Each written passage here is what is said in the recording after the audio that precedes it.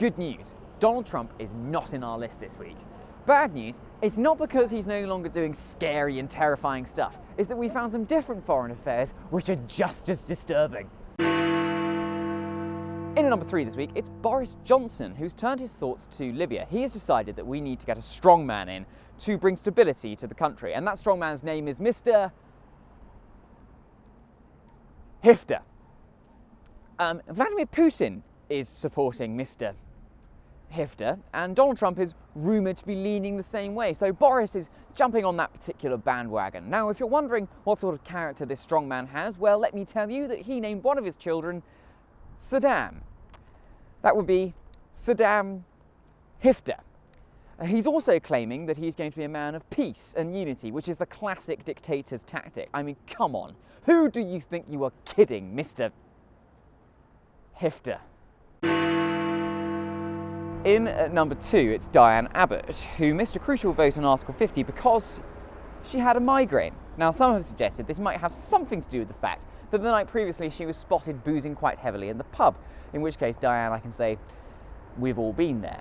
However, she did speak 3 hours before the vote, which you would think means that she was fit and healthy to go, but illness is illness and it can strike very suddenly, and it's a perfectly good excuse. Apart from the fact that 4 very seriously ill MPs, some of whom had had life-saving operations, did manage to make it to the vote, but you know what? Sometimes 2 paracetamol just doesn't hack it for Diane. Anyway, this week she did manage to make it to the vote, but only once she'd been escorted to the voting lobbies by Keith Vaz. Jack, you can't say escort Keith Vaz in the same sentence. Sorry, my lawyer says that I'm not allowed to say Vaz and escort in the same sentence. In at number 1 this week, it's French presidential candidate François Fillon. Now, I'm acutely aware that some of you might not have been paying attention to the French presidential race, so I shall bring you up to speed. But listen very carefully, I shall say this only once.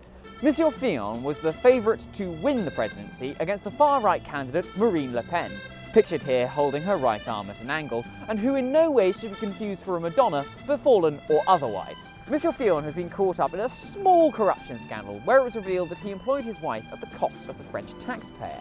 Now, the reason why this is controversial is because his wife is on record saying that she never actually did any work for him.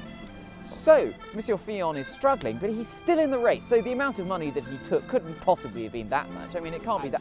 Jack, it was 800,000 euros. How much? 800,000 euros.